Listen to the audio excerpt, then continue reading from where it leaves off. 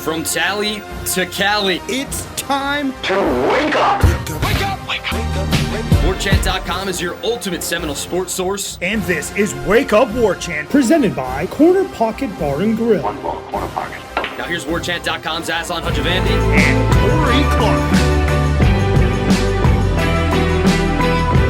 Wake up! It's Wake Up Warchant presented by Corner Pocket Bar and Grill. Coming up on today's show, Miami's mad. They keep spending money. I'm getting a little bit nervous.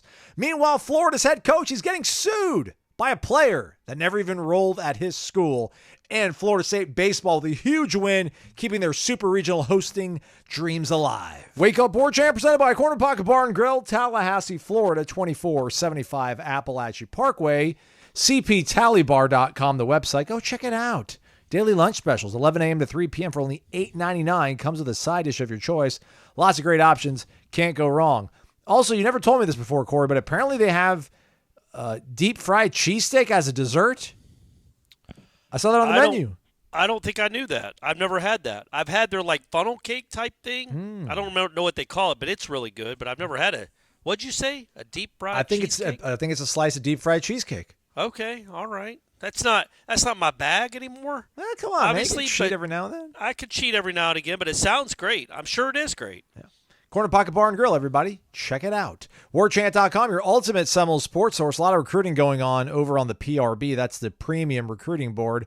Also a roundtable with Michael Langston, Matt Lasser, and Steve Wiltfong, who drops Fong bombs, like recruiting info that's on the level of Adrian Wojnarowski in the NBA. So that's all part of the On3 experience when you subscribe to Warchant.com. Take advantage of it. Next week, the On3 Elite Series going down in Nashville. Lots of top prospects on site. We'll be there giving you the latest. Recruiting, everything over at Warchant.com. Corey, how are you, man? Our lead senior writer. I'm good, buddy. I'm good. I actually doesn't sound very convincing. Well, I have some money on the Celtics to win the NBA title. Oh, I do. Okay. I did it before When? the playoffs started because Okay. I'm like, they are a cinch to get to the finals. Like the Western Conference is going to beat each other up. The Celtics are going to cruise to the finals. That said, I was really heartbroken for the Pacers and how they just gagged that game away at the end. I mean, you inbound the ball, man.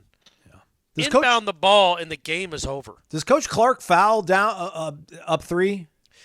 Absolutely, but the problem was they ran a play where he caught it in the corner. Yeah. So you don't want to foul him as he's shooting a three.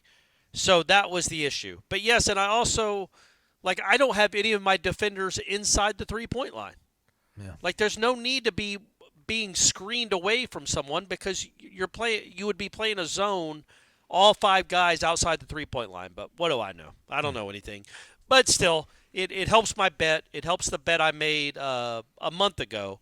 But still, the Celtics are going to win the series either way, but the Pacers just gagged that away. I think I saw the Timberwolves are like plus 260 to win it all. I kind of like that. It's not bad. It's not bad at all. Not a bad play. Not a bad play. All right, I mean, only because I'm a Atlanta Hawks fan, Luka's going to go ahead and win the whole thing. Because the Hawks, I don't know if anybody knows this, the Hawks actually drafted Luka Doncic and traded him. Yeah. Is Anthony Edwards the greatest athlete that Florida State's ever finished second for? Or at least the last 25 years? Yeah, he's close. I think they finished second for Vince Carter, too. Oh, okay. I feel like Anthony Edwards isn't quite Vince Carter yet. I do think he's going to end up being better than Vince Carter, but Vince Carter's a Hall of Famer and was a great player. So I don't think he's there yet, but in 5 years, I think we'll be saying yes, absolutely. I never knew that about Vince Carter. Way to educate me. So he's from Daytona, and it really was Florida State and North Carolina. And I don't know what he was thinking, but he ended up choosing North Carolina. So I'm sure he regrets it every day. Hey, let's force the football real quick here. Outside the boundaries of God's country in Tallahassee. What is Florida doing with Billy Napier?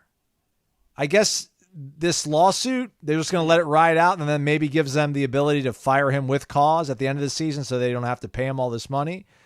But apparently he got sued along with, I guess, one of the top boosters for Florida's collective by Jaden Rashada, the quarterback who was committed to, I guess, Miami, reneged on that to go to Florida, then ended up at Arizona State. Now he is where? Georgia, yeah. And apparently, I guess part of the lawsuit was I lost out on all this money that I would have gotten had I gone to Miami, but you told me you were going to pay me when I went to Florida, and you didn't pay me. So that's like part of this lawsuit. What an absolute embarrassment for Florida. Loving it, though, every minute of it. Yeah, it's not great. It's not good to be a national headline for something like this. I think the headline to me is that he says in the lawsuit that Napier out of his mouth promised him $1 million to sign, and then we'll get you the rest afterwards. And he never got that, never got anything. But I don't if there's no proof in an email or in a text or in a video recording or FaceTime or whatever, like, how do you win this lawsuit? Good point. Isn't Napier just going to say, I didn't say that? Right. I said that if he was here for a year, or he'll qualify it somehow. So if there's no real text messages, which there might be, but if there's no real proof that Napier said that, and it's just he said versus he said, then I don't know how you win this. I will say this. I was thinking about this for a good while on Tuesday, kind of going back to the Amarius Mims debacle from 2 years ago. I think lawsuits are going to be part of this moving forward, but I think they're going to be. Do you think or you do not think? I do think. Okay. But I also think they're going to be on the other side too, where if you sign a document with us telling us that you're going to be part of our NIL, and you're going to have these deals within the Tallahassee city limits or the Athens city limits or the Norman, Oklahoma city limits, well, we're going to hold you to that. And if you decide to leave after a year or you decide to go somewhere else because they paid you more money, but you've already signed something with us, we're going to sue you for our money. We're going to sue you. And you're going to have to prove. I just think that is the next step. This is becoming a business. You guys wanted a business, talking to you 19-year-olds and your parents, and you want to say, okay, I'm going to commit to you guys, and I'm signing this document to say that I have committed to the battle's end or whatever. Well, if you then go to Florida or Oklahoma or USC, well, here's your lawsuit. You've been served. This is what you promised to do. Yeah, you wrote your name. This matters, man. Your signature matters. So if this kid is going to sue Florida for reneging on a deal, well, man, it goes both ways. And I think a lot of times these collectives and these universities don't want to look bad when a kid leaves or breaks a contract or signs something but then goes somewhere else. Well, maybe now you have in the contract, in fine print or in big bold letters, if you leave, if you decommit, or if you go somewhere else after a year, you owe us this amount of money. And we're going to collect. And we're going to make it public. So, I think that said, this whole, how does Rashada seem like the kind of guy you'd want in your football program? Well, Kirby, the guy that's running the best program in the country, arguably. Right. Doesn't that not seem right? Doesn't that seem like an odd fit? Absolutely. His program is making national news for the backup quarterback suing a rival for $13 million. This kid he didn't even start much at Arizona State. Yeah, we got injured. But at the same time, it's like you're at Georgia now. I don't know, capitalize on that. I think his thought is, maybe I'm not as good as I thought I was, and I'm not going to ever make a lot of money playing this sport. Yeah. But that school promised me this money, and I want it now, which fine. But, man, it just seems like a bizarre decision for Kirby to take that on. Yeah. I don't think he's a can't miss. No. He's not a Vince Young or a Justin Fields or a Caleb Williams. He's not an incredible, surefire, great college football player, and yet now you're going to be in the national spotlight because your backup quarterback, not even your starting quarterback, is suing one of your rivals for $13 million. Yeah. Meanwhile, the other rival, Miami, staying active in this transfer portal thing. Tyler Barron, which I didn't look it up, and I should have looked it up, but I was watching all this great basketball, plus the baseball. Ole Miss, Mississippi State went down to the bottom of the ninth in the SEC tournament, 2-run homer walk-off for State. But Tyler Barron was the number one edge guy at some point, maybe the entire time in the portal. He was at Tennessee the last few seasons, committed to Ole Miss, but then flipped to Louisville. I assume he went through spring football at Louisville, but decided then to transfer once again, and now he's apparently going to Miami. Miami's, I don't want to say going all in. I think Florida State went all in last year when they picked up Keon on the heels of Braden Fisk. But I guess you could say that this Tyler Barron kid and Cam Ward that's maybe just as big of a power play, but I just don't think they have nearly the foundation or there are other pieces around them that Jordan Travis had, for example. But do we need to start taking Miami seriously here, Corey? Feels kind of like it, man. I'm not saying I'm not fearful or anything, but Mario's not going to take this lying down, apparently. Yeah, no, I definitely think Miami's legit. I think they're a top 15, top 20 team this season. This kid, maybe he's good, maybe it isn't. Louisville should sue him. 100%. They're like, you got him there. How did you get him there?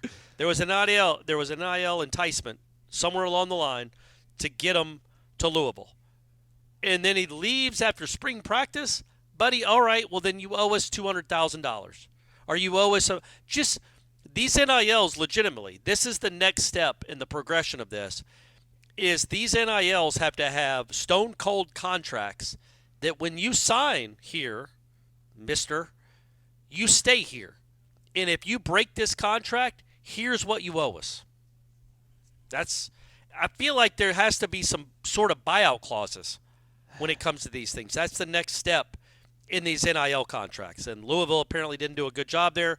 But I do think that that's what all these collectives should do moving forward to keep some stability within these programs. But when it goes to Miami, yeah, man, I think they saw what Florida State did. They saw that Florida State won 19 straight games, beat them, was it 3 years in a row?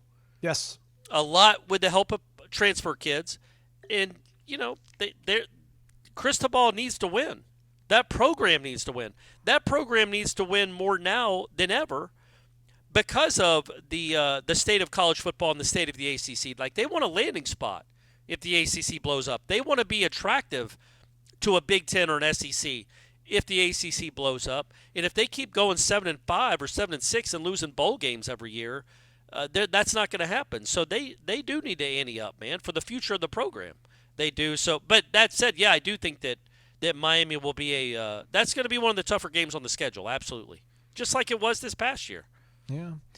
Apparently, I don't know if he enrolled, but he sat out the spring healing up a shoulder injury that he had. So he didn't participate in spring football. Now, I don't even know if he lived in Louisville, if he enrolled, or if he was just like, yo, I'm coming, but I'm not going to be there for spring because my shoulder hurts. And like, all right, that's fine. But, what a bizarre kind of situation here with Tyler Barron's recruitment, because you could arguably say that he's been committed to 4 different programs in the last 6 months. That's totally normal. Yeah. Totally so normal. that said, like, that's what gets me back to the Rashada kid. Is like, man, that kid committed to Miami for some money, committed to Florida for a lot of money, left Florida, went to Arizona State, and now is at Georgia, and now he's suing Florida. It's like, man, you think this kid is going to lead your football program? Does this sound like the kind of kid that you can get behind and lead you to a championship? Like, far be it for me to question Kirby Smart, but this just doesn't seem like the kind of guy you want. And maybe that's just judgmental, and I should shut up because he was promised 7 figures and didn't get it, or apparently he's promised 8 figures and didn't get it. But, man, I just – that this guy doesn't seem like the kind of guy that's going to be great in a locker room or great for a culture. But I guess Georgia can take those risks. But more so because he's suing Florida or because he keeps jumping around from schools? Well, honestly, both. Like, I don't know, which one more? Jumping from school to school. All right. But suing a university like this, making yourself a national headline again. Suing the coach. Suing the coach. Yeah, it's like, man, and is it? Are you going to win? Do you want to settle? Are you looking for a settlement? None of it looks like the stuff that the great quarterbacks of this sport do. That's just me throwing that out there. All right, then. We're going to keep teasing this top 40 thing. We haven't released it yet. I left Deuce off mine, Corey, and I feel bad about it. So can I just apologize to Deuce? No, I did too. Oh. Yeah. feel like a guy that can bust one off for you on a kickoff return probably deserves a spot on the top half of the scholarship list of players, but maybe there's other guys that we think are going to give you more consistency possibly. But yeah, if we retroactively did a top 40 for last year, I mean, does Deuce make it on there for what he did against Duke? No. Okay. But I will say this. We talked about this on headlines. Like Ira was talking about how there were like 8 to 10 guys that he felt bad about because he left off his top 40. Which, again, goes to where this program is. That you remember 4 years ago, man, it was like there were only like 8 guys that deserved to be in the top 40. Right. And now you're talking about 7 or 8 guys that don't even make it. Like Duke Cooper didn't make mine. Whoa, disrespectful. I think I forgot Mastromano, which I lamented on headlines, which was really dumb if I did that. But you know what? I was thinking about that. I think Alex made mine, and I get it. You know, they got a really good defense this year. I still think Mike Norvell is going to put points, but like Mike Norvell's not going to punt all the time. You know, so I don't know how many games Alex is going to flip field position and really have the impact of his leg felt because this guy just likes going for it on fourth down a bunch, and he usually gets it. But I would think a guy that averages 46 with no hang time, that consistently punts the team inside its own 18-yard line, is more valuable than a guy that returned 1 kick for a touchdown on the season. You know what I mean? Well, like, both I think didn't that's make your list. It's like you put Deuce ahead of No, that but list. I'm saying, like, I think that there's a value in that, especially when you're not going to have an offense that scores 50 points a game. You are going to be in some defensive battles. You do have a good defense, and if you have a punter that can consistently flip the field and make it a long field, that is that's a value. That's something that you need, and that's something that shouldn't be just like dismissed. And I'm not saying you're doing that. It shouldn't be taken for granted, because we've seen punters when you just punt in 33-yard line drives and you're not flipping the field, and you're basically just, instead of them having to get 6 first downs for a touchdown or 8 first downs for the touchdown, well, now they only have to get 4. Yeah. That's a big deal over the course of a game or the course of a season. And Mastromano is, I think, one of the better punters in the country. And so is Fitz. He's one of the better kickers in the country. That's really important when you don't have a elite, great offense, which I don't think this will be one, that you can make it harder for the other team to score, or you can make sure if you get inside the other team's 30-yard line, it's automatic points. That's really valuable. And I think Florida State's kicking game should be one of the best in the country. And I shouldn't have left Mastromano off the list. Hey, both those guys are on my list, so you're smarter than me, man. I don't know how I left Mastromano off. Alex, you know I love you, man. I've loved you since 2020, before COVID. Maybe we can get him on the show to make up for it. Yeah, good. We do that. VitaminEnergy.com, promo code WARCHAMP BOGO, WARCHAMP BOGO. Buy one, get one free. You don't know which one you want to get for free, though, right? It's tough. There's a lot of good different varieties, different flavors. So get the variety pack. That's right. 12 bottles, different varieties. You can try them all out. Buy one of those, get another variety pack for absolutely free, and then let your friends know that you thought one of them was the best so that they should order that one strictly. Just 12 bottles of maybe the Immune Plus or 12 bottles of the Workout Plus and get another one for free. Give them the promo code. Share this, everybody. It's a Florida State alum hooking you all up because he wants you to be energized with no sugar crash and plenty of nutrients and vitamins in a bottle that's not even 2 fluid ounces. You can take it with you wherever you go. I took it on the boat. Took 12 bottles. Guess how many I came back with, Corey? 0, I hope. That is correct. Yeah. That is correct. VitaminEnergy.com. And by the way, I didn't take it before I nearly drowned. I was going to say, did you take one before you dove into the ocean? I did not. Okay. But once the scopolamine or whatever the motion sickness patch came off, the Vitamin Energy started flowing. Everybody on the boat became a believer, and it became a better time for everybody involved. Go to VitaminEnergy.com. Use that promo code WARCHAMPBOGO, WARCHAMP BOGO. Vitamin Energy, shaking and taking. ACC Tournament, day 1 in the books. Florida State now with like 3 days off almost? 2 full days off? Yeah.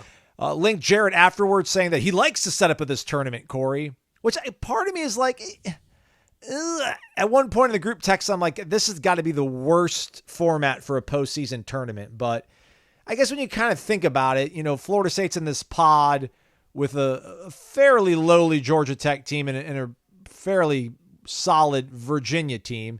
So they play on Tuesday. Virginia plays on Wednesday, and then they rendezvous and play again, Virginia and Florida State on Friday. Now, Virginia just has to really win one game, and they'll make it to the next round. So it's very favorable for them.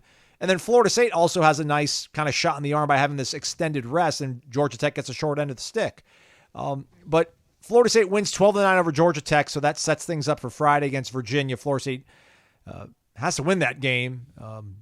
Really, do they have to win that game to advance?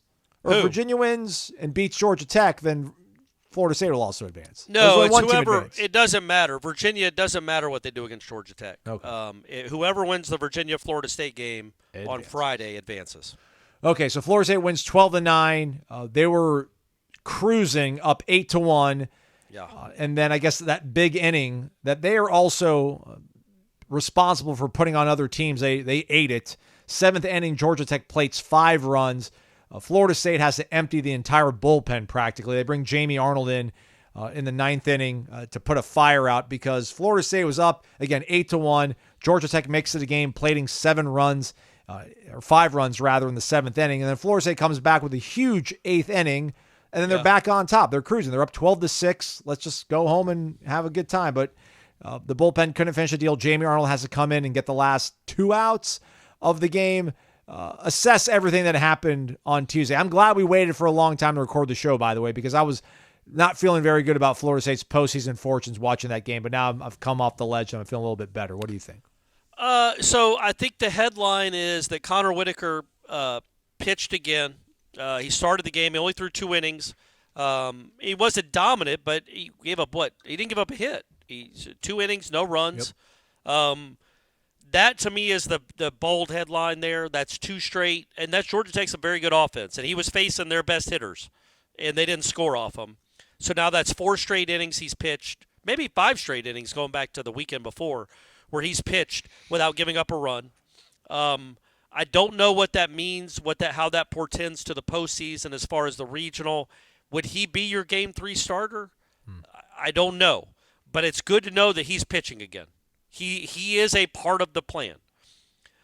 We'll see Friday or if they win Friday, Saturday, if Cam Leiter gets on the mound at all. But that's really good to see with Connor Whitaker.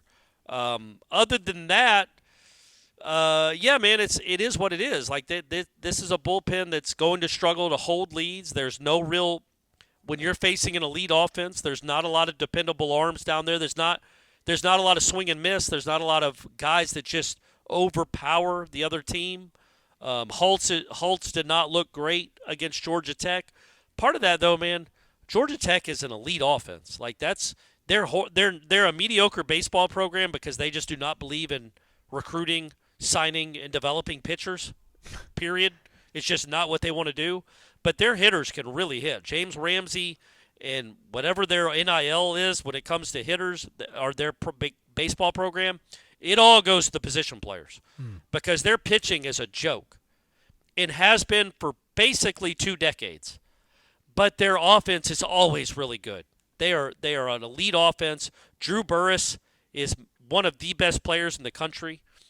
He needs to get in the portal and hopefully he enjoyed his time in Tallahassee. And maybe he'll be playing in the outfield in Tallahassee next year unless he likes losing games 12-9. Because that's all Georgia Tech is destined to do in college baseball for the rest of our lifetime, apparently. But when it comes to Florida State, it's a good win. It gets them to 40 wins. I think they were guaranteed of being a regional host anyway, but that just cements it. They will be playing at home next weekend, getting to 40 wins. And there's still, again, you lose that game, maybe you're not hosting a super. I don't know if they look at it that hard. I still think it comes down to Friday against Virginia. Virginia's number 12 in the RPI. You win that game on a neutral site. I think that really enhances your chances of hosting. Doesn't guarantee it. Doesn't guarantee it one way or the other. If you lose, it doesn't mean you're out. If you win, it doesn't mean you're an automatic top 8 national seed. But it would really help. And I think that you're going to have Jamie Arnold. What did Link say, by the way, when it came to Jamie Arnold? I assume he's pitching on Friday, right? Yeah, he's on schedule, 9 pitches. He talked about how tricky it is to fit a bullpen session in when you have a game that starts at 11 a.m. Like, do you try to do it before? Do you try to do it during the game? Do you do it after? It's really tricky. So he said Ideally they did not want to put him out there, but if they were going to be in this situation, like it actually kind of worked out favorably for them. And they thought that they had Connor kind of capped at 45, he said, Corey. And he said that, the fact that he ended up, I think, at 34 or so, maybe, he's also available later this week. So I don't know if that means Friday he could go or like Saturday, I would think for sure. Probably Friday, though, and I think you should pitch him on Friday if you need to. Like, you need to figure out if he's not going to be a starter, if he's going to be a bullpen guy, and I don't know if that's true. Maybe that means he could pitch again on Saturday or in the championship game. But it's still so up in the air. Like, what do you do with that kid? Like, is he going to be a Game 3 starter in a regional championship? Or is he going to be a guy that pitches twice in a weekend, giving you 2 innings in 2 different games? I don't know if they know that yet. Yeah. I do know that if they have to do bullpen games every third game in the postseason, they are not going to win a national championship. Yeah. They just can't. Like, this is what happened on Tuesday is what's going to happen in bullpen games. Like, their offense is so good. It is one of the best in the country. They had 4 2-run homers on Tuesday. Georgia Tech's pitching, again, like I said, is a joke. But they have 4-2. They had 12 runs. And they have to bring in their ace to get the final 2 outs because that bullpen is just depleted and not great. So that's what you're up against as you move forward in the postseason. That said, it would be really big to be able to pitch at home. It'd be really big to win that game on Friday with Arnold pitching, and that gives you a much better chance to host a super regional. And then Dorsey's pitching, I assume, on Saturday if they get there. And then Sunday, if you're in a championship game, who knows? Literally, who knows? Let Cam Smith pitch. Let whoever's not catching pitch. I don't know what you do. They don't have a lot of answers in the bullpen right now. I will say this. I thought Whitaker was good. Who's our man that gave up the bomb? He pitched the next 2 innings. Abraham. He gave up a bomb to Burris, but that was his only hit. And then I thought Charles looked good for a while. And then, then the 7th inning happened. But they got some guys that can do it for a little bit. They just don't have a lot of guys that are absolutely dependable. Oxford got a big out to get out of the bases loaded in the 7th inning, but then he walks the first guy of the 8th inning. Yeah. And, he didn't look great either. So, again, it's what it's been all year. This is what this team is. A great offense, good defense, an unbelievable ace starting pitcher, a very, very good starting pitcher. But after that, there's question marks because you don't know what the rest of the pitching staff is going to be. It'd be really good if Cam Leiter could pitch at some point this week. Yeah. It'd just be good to see. Well, Devin Travis, I don't know if he let something slip, but during the telecast, he said that like Cam Leiter's lost for the season. I don't know if that's. I just don't know that. Why wouldn't Link tell us that? Yeah. Why would Link keep leading us on if that's not the case? It's not like football where you don't want the team to know that our quarterback's out. We're going with our backup or whatever. Our starting cornerback is out. I don't know if I brought this up before, but did he ever tell us that Wyatt Crowell was done until like it was absolutely obvious that he was done? I think he never really. I don't remember. That's a good point. I don't know. I don't know if that's true. I don't remember. I thought they released that he had season-ending surgery. It just wouldn't make sense if Leiter is absolutely not going to pitch. Why keep hinting at it? What's the point of it? Yeah. What, to sell tickets? Like I literally don't understand what it would be for. Yeah. There's nothing to gain. It's not like whoever the 2 seed is in the regional is going to be like, guys, we got to spend the next 2 days watching film of Cam Leiter. Like that's not how this sport works. If you can't pitch, just let us know. Quit stringing us along. So I do think I just don't know what would be to gain by intimating that Cam Leiter could come back. But either way, offense is great. Really cool to see Farreau have the day that he had. Yes. He has been kind of up and down. He's been splitting time with Fisher.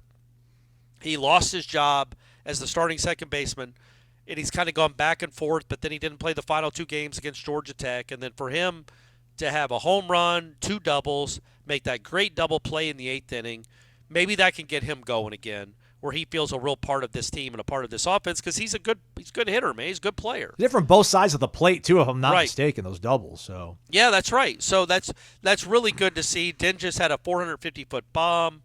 Cam Smith had a couple of hits. Lodi's had a couple of hits. Had a bunt that started that 8th inning that ended up being the cushion they needed to win the game.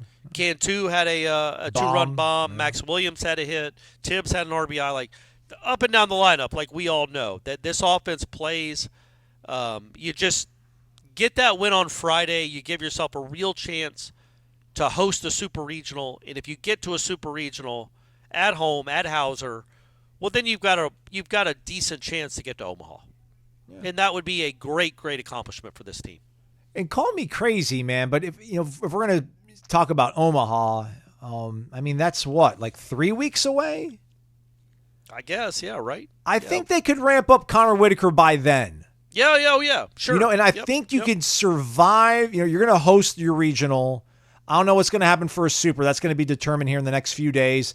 Georgia's, I think, at the last projection from D1 baseball, they were the 8th seed. They lost on Tuesday in Hoover, and it's a single elimination. It was their third straight loss. It was their third straight loss, too, yeah. And it's single elimination like the first 2 days out the SEC tournament, so they're not going to play any more games. I don't know how Oklahoma's going to fare in the Big 12 tournament. So the super is still available on the line. I think, and if they get that, and I think actions speak louder than words, man, and then throwing Jamie Arnold out there, I think speaks to just how much Link wants to win out there in Charlotte so they can get this super locked up as a top 8 national seed. I think they probably have enough runway to get Connor ready to be able to throw, I don't know, like 70 pitches, 75 pitches by the time they get to Omaha. So, well, I mean, that's a big we're skipping a couple of steps. It's not a guarantee you win the regional or the super, but yes.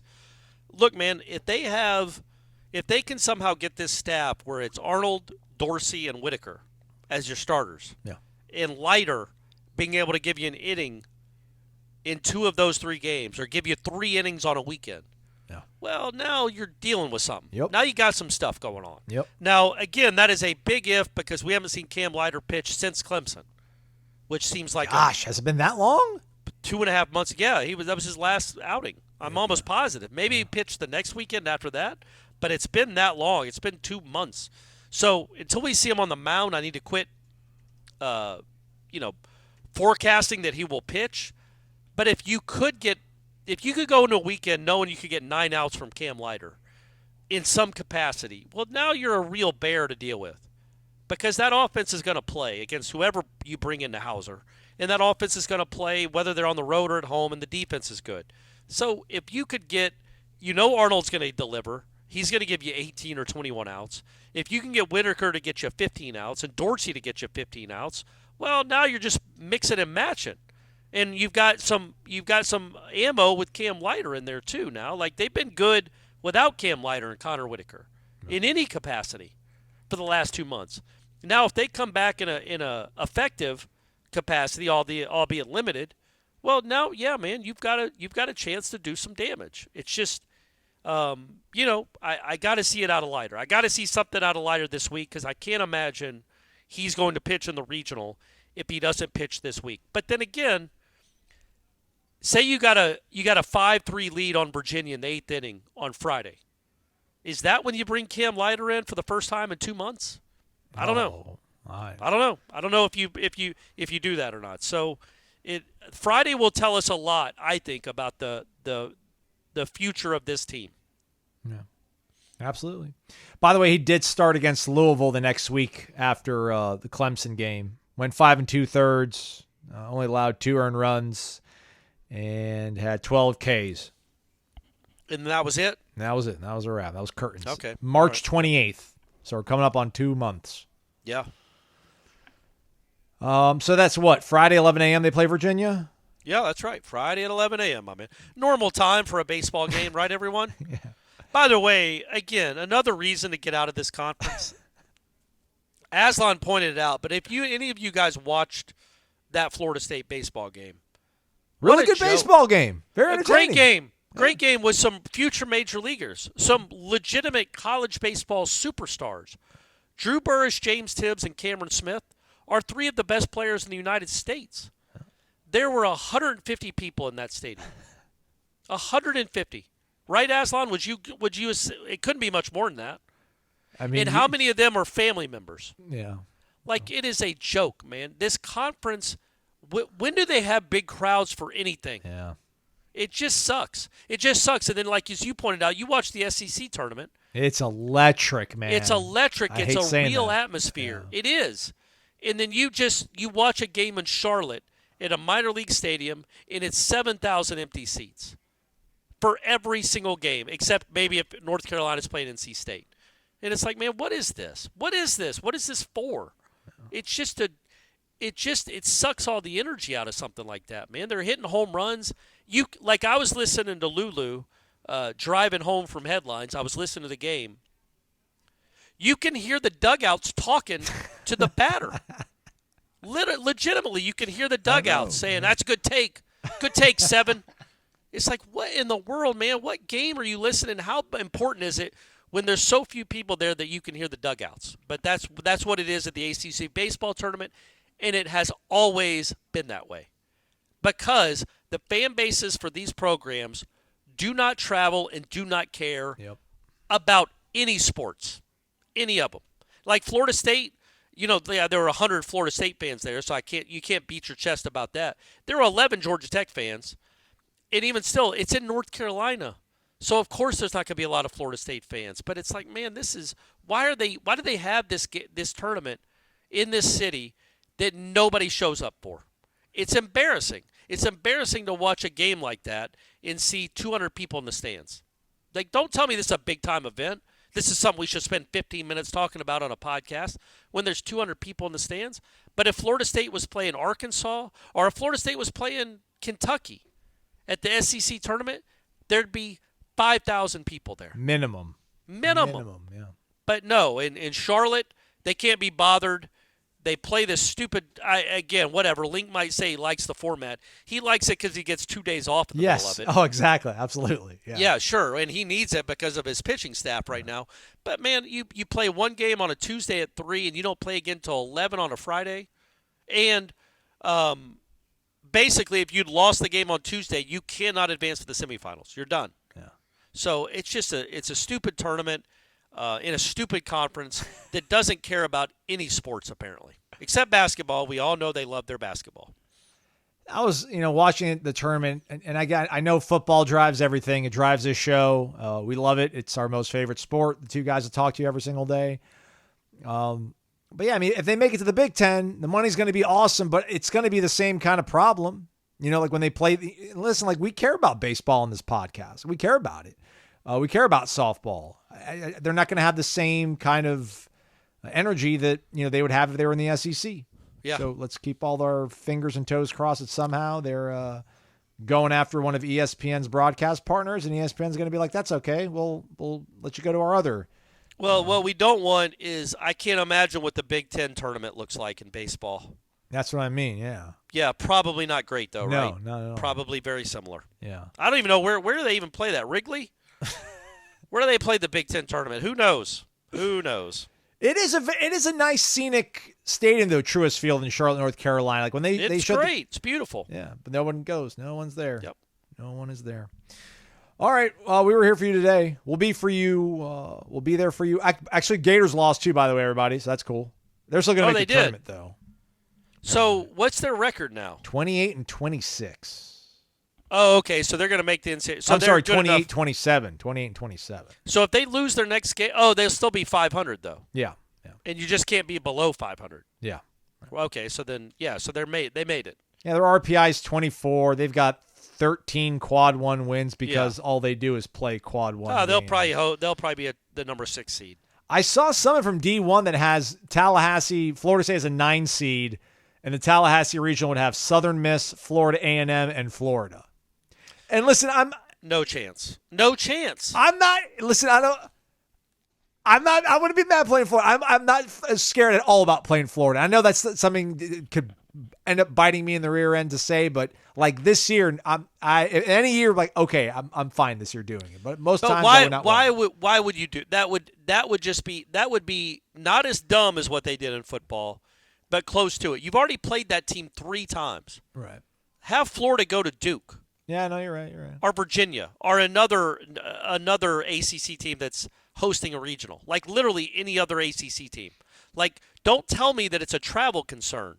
You can send Florida to Raleigh, North Carolina, and they can be the 2 seed there. It would make no sense at all to have them go to Tallahassee to play a team they've already played 3 times. So that would just be insanity. So I can't imagine that happens. I saw one that had like Cal Irvine coming to Tallahassee. Oh, there you go. The anteaters, right? Yeah.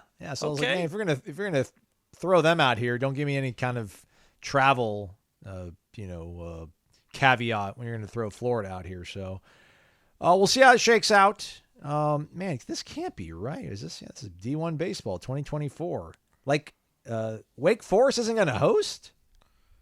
Wouldn't they be a regional host? No, they have Wake Forest as a 2 seed in Athens. Okay, all right. I mean, it could be because they got swept by NC State. They had a disappointing year. So, maybe they're out of the top 16. Anyway, we'll see how it shakes out as these postseason tournaments go on. We'll do one more show. Nice, big, hearty mailbag for y'all. Maybe we'll talk a little bit more about the top 40 that's soon to be dropping over on warchant.com, the ultimate Seminoles sports source. Stay connected. Softball Thursday, Friday, if necessary Saturday against Oklahoma. Ain't going to be necessary. Right. They're going to steamroll the Sooners, baby. That's right. We'll see if I think they were going to be available. They were supposed to be available, I think, on Tuesday, but had flight concerns, if I'm not mistaken. So I think they're going to be available. I think you could go interview them before they got on their charter at the airport. At 8:30 today. Yes. So you're not doing that, are you? 8 a.m. Yeah, maybe maybe I'll see if Ben can go do it. Yeah, sure. That's his account right now, man. Ben's been all over softball when I was on the boat. Yeah, man. he loves softball. Yeah. We all do. I know. Wish it was only back to being like a 1 hour 54-minute game, but that's. Man, I really do hope Drew Burris comes to Florida State. I love that. That kid is that kid is awesome. Yeah. He's awesome, and I think it's like he's awesome no matter what. He'd be awesome if he was 6'4". Right. But if you guys haven't watched him, he's a 5'8"-ish center fielder for Georgia Tech that has 23 home runs. And I'll admit this. I do some live gambling. I don't care. I'm proud enough to admit this. Florida State was up 8-6.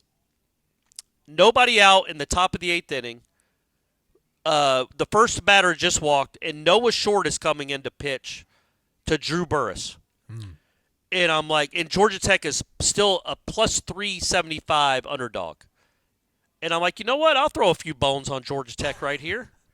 It's Noah Short versus Drew Burris. And I know what this bullpen is. And I didn't think Arnold was available. I was like, they're out of arms, clearly. Yeah. The app hasn't recognized that. Noah Short throws a 1-0 pitch that Burris murders 400 feet foul. Yeah. And then he flies out to the warning track in left center field. They end up getting a double play when I think Holtz comes in and induces a double play. Yeah. And they win the game, and that's what I get for betting against Florida State. I'll own that. But the point being, that's how confident I am of Drew Burris. Like, that guy is just a monster. And he's 5'8", 5'8.5". And he's a freshman. And he's hit 23, I think Tuesday was his 22nd home run of the season at 5'8". The kid is awesome, and he needs to quit wasting his time in Atlanta. Rammer, I love you. James Ramsey, all-time Seminole great, hitting coach at Georgia Tech, third base coach, assistant coach, be the head coach here soon. But, buddy, what are you doing with Drew Burris? Like, he can't sit there. He can't be in Atlanta the next 2 years when they go 30-22 every year and have the worst pitching staff in the ACC. So he'll end up in Baton Rouge, I'm sure, but he needs to be in Tallahassee. Make it happen. Whoever's listening that can make that happen, make it happen. I want to see that kid play 55 times a year. 23 home runs for Burris. Unbelievable, Aslan. Yeah. You've seen that kid. And it's not like he's 5'8", 210. I mean, he's a wiry 5'8". And he pummels the ball. He crushes the ball. So, yeah, he's a really he's been, out of all the guys they played this year, and they played a lot of really good players, I think he's the most enjoyable to watch. I think other than Caglione, who is on a different level, I think he's the most talented player they played all season. Yeah. Caglione is incredible. He's the best player Florida's ever had. He's one of the best players in college baseball history. I'm sorry, I hope lightning doesn't strike me. I know he's a Gator, but that kid is unbelievable. Yeah, but this kid he just doesn't pitch, but he's incredible. He's almost like he's the second most talented player they've played all season, and he's 5'8", which should give hope to all the Brady Clarks of the world. P.S. Shout out to Brady Clark.